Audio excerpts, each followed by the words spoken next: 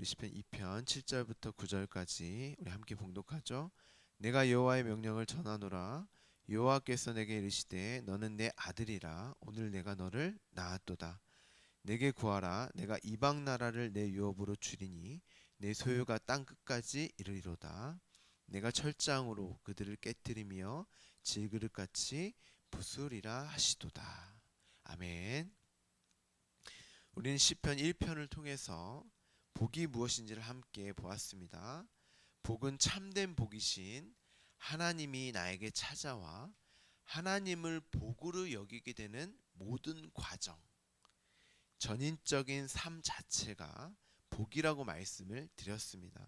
그리고 결국 내가 하나님의 것으로 완성되는 하나님의 자녀가 되는 그 상태를 복이라고 우리가 보았죠. 그래서 하나님이 믿음의 조상인 아브라함에게 내가 너를 복의 근원으로 만들겠다라는 약속을 하신 거예요. 반드시 어떠한 일이 있더라도 내가 나를 너의 하나님으로 여기게 할 것이며 그로 너희는 내 자녀 백성으로 만들어 버리시겠다는 하나님의 열심과 의지의 표현인 것입니다. 하나님이 나로 하여금 하나님을 아버지로 여기게 만들겠다는 거예요. 그게 복이라는 것입니다. 당연히 하나님은 하나님이시기에 그분의 계획과 실패는 있을 수도 없고 도중에 변개되어질 수 없는 이미 완료된 약속의 성취를 전제로 우리에게 주어진 것입니다. 그 복은. 그래서 7절에 여호와의 명령, 칙령이라고 표현을 하는 것입니다. 하나님이 그렇게 하시기로 법으로 정해진 것이기 때문에 누구도 이 명령, 법령을 어길 수 없다는 거예요. 이미 선포되어진 말씀이라 법이라는 겁니다. 그런데 우리가 앞서 보았듯이 하나님은 당신을 복으로 여기게 하시는 그 일에 대하여 어느 누구도 달갑게 여기는 이가 없으며 오히려 하나님을 대적한다는 거예요. 하나님 당신을 복으로 여길 수 있는 실력과 능력이 있는 자는 아무도 없다는 거예요. 어느 누구도 기쁘고 달갑고 반갑게 하나님을 하나님으로 하나님을 나의 아버지로 여기지 않는다는 뜻입니다. 왜냐하면 이미 나는 하나님이 필요 없는 나로 사는 왕이 되어버렸기 때문이에요. 내가 이미 왕인데 왜 다른 누군가의 통치와 다스림을 받아야 하며 나를 근거하여 살지 못하고 다른 누군가를 의지하며 살아야 하냐는 것입니다. 나는 내 뜻대로 내 마음대로 살고 싶은데 왜 왕이 하라는 대로 왕이 이끄는 대로 살아야 하냐는 것이에요. 왜 내가 아버지의 말만 들으며 살아야 하냐는 거예요.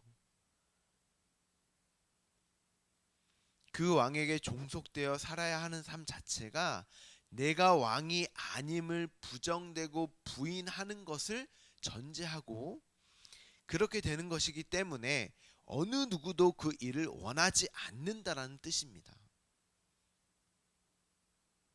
누구나 이 세상의 사람들은요, 자기를 왕 삼아 사는데 눈에 보이지도 않고 느껴지지도 않는, 그렇지만 말씀으로 나에게 찾아와서 너 왕 아니야 하는 것을, 그 소식을 반갑게 여기는 자가 아무도 없다는 뜻입니다.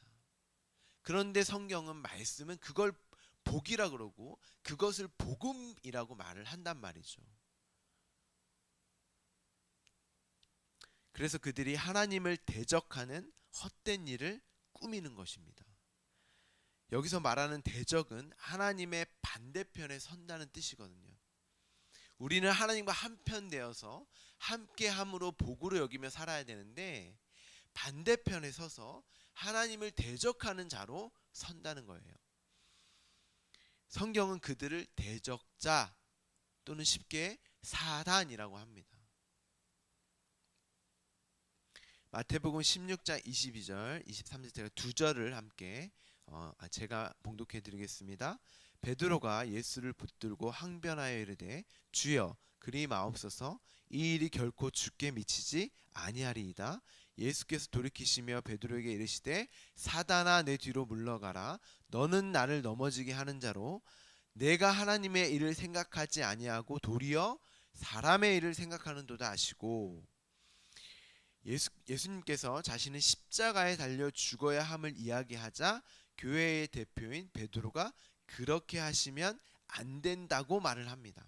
항변하며 예수님을 꾸짖어요. 예수님의 반대편에 서게 됩니다. 예수님의 십자가로 말미암아 모든 이가 하나님의 자녀로 구원을 얻게 되는데 베드로는 죽으면 안 된다는 거예요. 예수님이 십자가에서.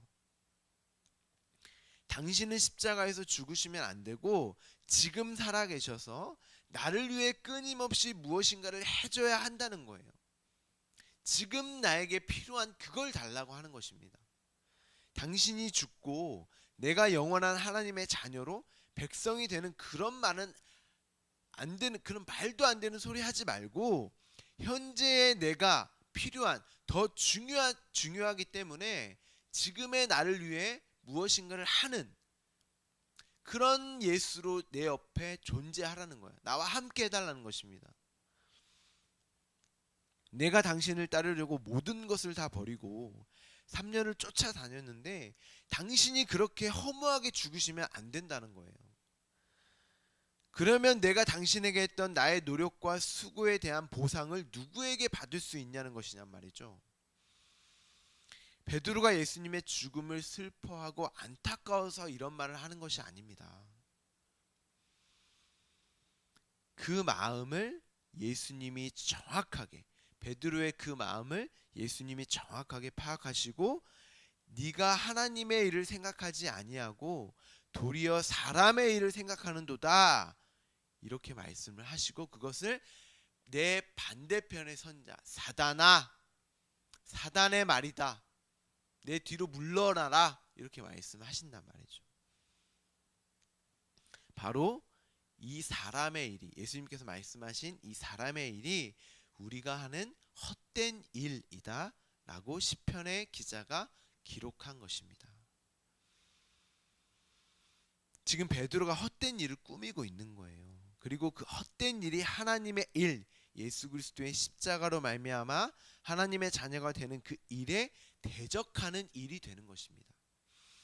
교회의 대표인 베드로가 이렇다는 것은 우리 또한 여전히 사람의 일을 생각하여 내가 하나님의 자녀로 지어져가는 일에 대하여 수긍하고 순종하지 못하고 여전히 나를 위하여서, 지금 현재의 나를 위하여서, 이 육적인 나를 위하여서 헛된 일을 꾸미는 것이 아니겠습니까? 여전히 나라는 존재를 위한 하나님을 원하지 하나님이 원하는 나를 원하지 않습니다. 우리는. 그래서 우리는 하나님께 불평하고 불만을 토로할 수밖에 없는 거예요. 내가 거하는 나로부터 나는 서서히 밀려나게 되고 하나님에 의해 장악되어져 가는 삶, 그 삶을 끊어버리고 싶고 그 결박에서 벗어나 버리고자 하는 그 대적자의 모습이 여전히 나에게 있는 것입니다. 그것은 복받은 자의 현실이기도 한 거예요, 여러분. 그런데 하나님이 그런 우리의 노력과 애씀과 분투의 모습을 보시고 어떻게 하셨어요? 우리 시편 함께 나눴으니까 어떻게 하셨어요? 비웃어 버리셨잖아요. 왜요? 왜 하나님이 웃어 버리셨어요? 그렇게 해서 너희가 나에게 벗어날 수 있다고 생각하니? 절대 벗어날 수 없기 때문에 하나님이 웃으시는 거예요. 이미 하나님이 약속하신 일이기에 항복하라는 것입니다. 수긍하라는 거예요. 인정하라는 것입니다. 벗어날 수 없어. 하나님인 나에게, 아버지인 나에게 이미 내가 너에게 약속한 그 언약을 이루어 갈 것이기 때문에, 그 일은 반드시 이루어질 일이기 때문에 받아들이고 순종하고 수긍하라는 것입니다. 항복하라는 거예요. 세상 속에서 나를 왕삼아 사는 이들에게 진짜 왕이신 예수 그리스도를 보내셔서 진짜 왕은 이렇게 하나님에 의해 이끌려 가야 됨을 보여주시고, 결국 자기의 왕됨이 부인되는 십자가의 죽으심까지도 순종하시는 모습으로 구원의 현실을 보여주시는 것입니다. 우리를 위해서 예수님이 십자가에 달리셨단 말이죠. 진짜 순종이 무엇인지를, 진짜 아들의 삶이 무엇인지를 보여주시기 위해서. 진짜 왕은 진짜 왕은 하나님에 의해서 이끌려가는 삶은 내가 왕 아님, 그 십자가를 반드시 경험해야 하기 때문에 예수님이 십자가에 달리셔서 그 구원의 현실을 우리에게 역사 속에서 설명하신 거예요. 그리고 또한 우리 또한 그 십자가의 자리로 밀어내시는 것입니다. 인생과 역사 속에서, 여러분의 삶 속에서 하나님의 아들이신 예수 그리스도가 완성하신 그 십자가를 우리의 삶 속에서 실제화하여 경험케 하시고, 나의 아들은 반드시 이렇게 십자가에 달려 죽어야 하는, 내가 부인되고 부정되는 자기 왕됨이 반드시 기각되는, 그리고 진짜 너는 내 아들이고 내가 너를 낳았다라는 하나님의 은혜와 사랑을 동시에 경험시키는 것입니다. 이 땅에서 여러분이 잘 먹고 잘 사는 게 여러분이 하나님이 도와주는 복이 아니라, 진짜 하나님이 나의 아버지 되심을 나의 왕됨이 아님으로 겪는 것이, 그것이 복입니다. 근데 우리는 그것을 고난과 고통으로 감지하게 된다니까요. 이 세상에 누구도 자기로 살지 않는 사람이 없잖아요. 그렇죠? 근데 말씀이 찾아와서 그건 너의 생명의 근거가 될 수 없어. 너의 어떠함도 너의 생명의 근거가 될 수 없어. 말씀만이, 하나님의 생명만이 너의 생명이란다를 가르쳐 주기는 게 인생이기 때문에, 모두가, 하나님의 자녀 모두가 복된 자의 현실은 반드시 고난과 고통으로 겪게 되어 있는 것입니다. 여러분의 원함과 소원이 성취되고 들어주는 것이 여러분의 삶의 복이 아니라, 내가 짐처럼 여기고 누군가에 속박되고 결박되어 끊어버리고 싶어하는 괴롭과 고통스러운 삶일지라도 하나님의 자녀로 지어져 완성되어져 가는 모든 삶 자체가 복인 것입니다. 그래서 시편에서 복된 자여 하고 이렇게 그 모든 내용을 일일이 제가 하나하나씩 설명드렸잖아요. 그렇죠? 8절에 이방 나라를 내 유업으로 주리니 내 소유가 땅끝까지 이르리로다. 이 말씀은 다윗이 이스라엘의 왕이 되고 수많은 이방 나라를 정복하는 그 다윗이 기록을 했으니까 시편 2편을, 그 이야기를 하는 것은 맞아요. 그런데 우리가 구약을 잘 읽어보면 이스라엘이 가나안 땅을 정복할 때, 출애굽부터 시작해서 여호수아까지 그 가나안 땅을 정복할 때, 문자적으로 표피적으로 볼 때 이스라엘이 이방 나라를 점령하는 것은 맞습니다. 하지만 그 점령하는 모든 과정이 누구의 힘과 능력으로 그 전쟁을 승리하게 되죠? 하나님이 전쟁을 주관하시고 승리케 한단 말입니다. 이스라엘을 그 하나님의 능력과 그 힘을 경험케 하시기 위해서 그 승리를 동참케 하시고, 그 전쟁이 무엇인지를 이스라엘에게 가르쳐 주시죠.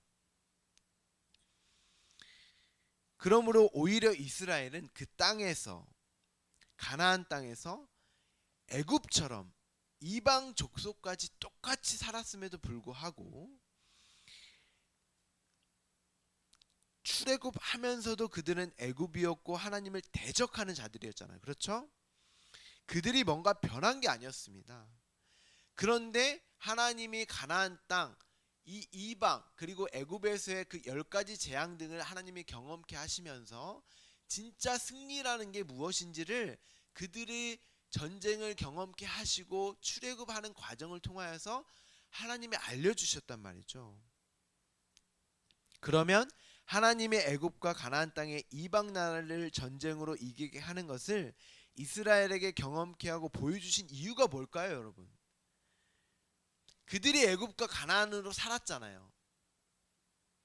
애굽과 가나안으로 살아가는 이스라엘 그들을 하나님이 어떻게 전쟁하여 승리할 것인가를 보여준 거예요. 내가 이렇게 너희를 점령할 거야. 내가 너희와 이렇게 싸워서, 대적자인 너희와 이렇게 싸워서 내가 너희를 장악하고 반드시 승리하여서 내 자녀로 만들 거야를 삶 속에서 보여준 거라니까요. 그들에게 땅을 정복해서 준 게 아니에요. 그걸 알려주려고 한 게 아니란 말입니다. 하나님이 그들과 대적자인 그들을 이렇게 내가 가나안 땅 애굽을 점령한 것처럼 말씀으로 내가 너희를 장악하여서 이겨내서 너희를 반드시 내 자녀로 백성으로 삼을 거야를 삶 속으로 경험케 하신 거예요. 역사 속에서, 인생 속에서. 내가 너희를 통하여 승리하게 한 것은 내가 너희와 전쟁하여 내 능력과 힘으로 반드시 너희를 장악하여 승리할 것이다 라는 것을 그들의 삶 속에서 실제화해서 경험케 하신 것입니다. 다윗도 마찬가지예요. 수많은 전쟁을 치르면서 하나님의 능력과 힘을 통해 승리를 쟁취하죠. 그런데 하나님이 원하시는 것은 그 능력과 힘으로 다윗과의 전쟁을 어떻게 승리할 것인가, 어떻게 내가 너를 내 아들로 만들어내실 것인가를 보여준 거예요.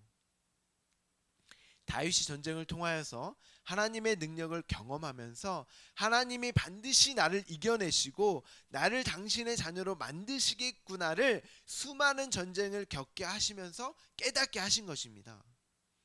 그러면 하물며 여러분은 이 인생 속에서 나는 대적자, 나는 진노의 하나님의 진노를 받을 수밖에 없는 심판받는 하나님의 대적자인데, 이 인생을 통하여서 하나님이 나와 무엇을 하시겠다는 거예요?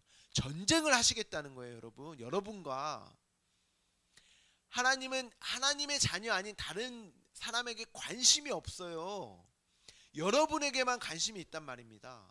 그리고 말씀으로 여러분을 찾아와서 여러분을 장악하여서 대적자인 여러분을 하나님의 자녀로 만드는 그 전쟁의 과정이 여러분의 인생이란 말이죠.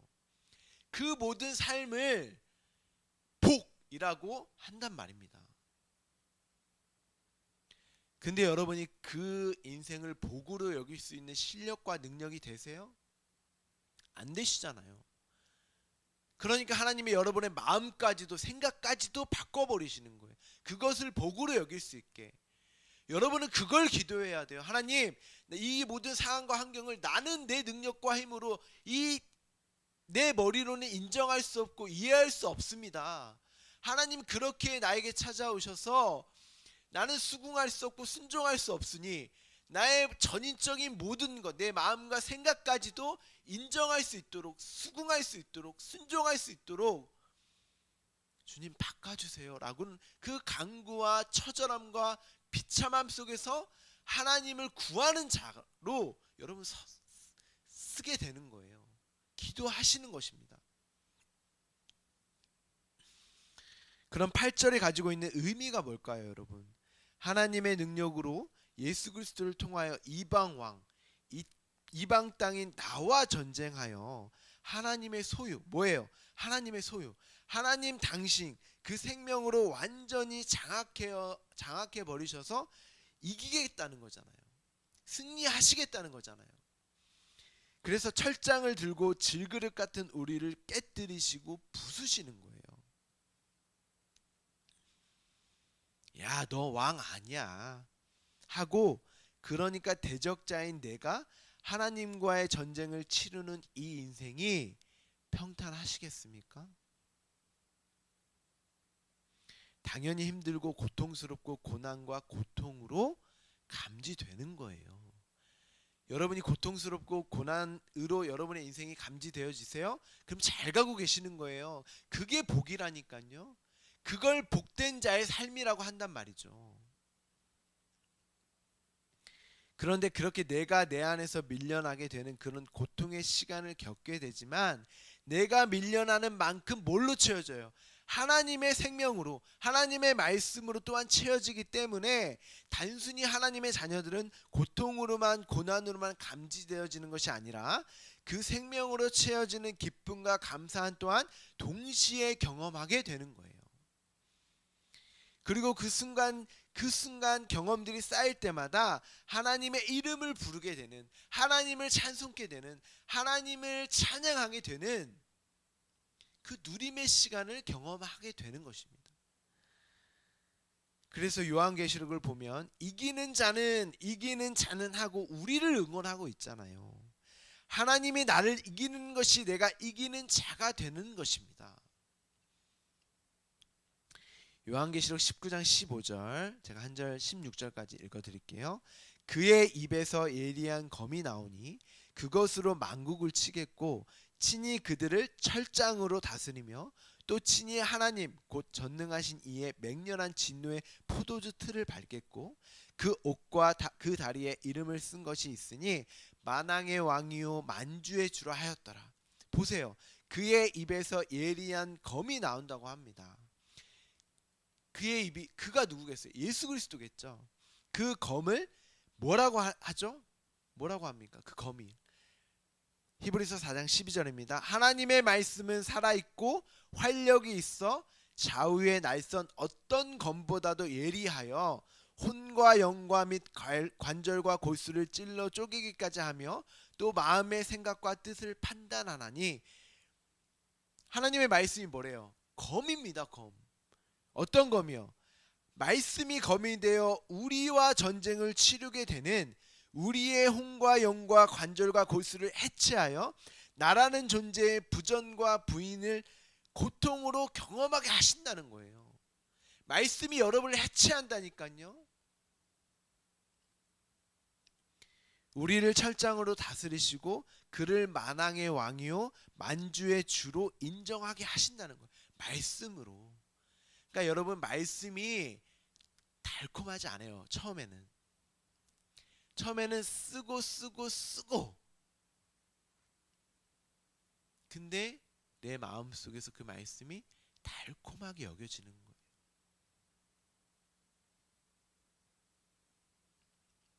우리는 깨어져야 할, 부서져야 할 질그릇입니다.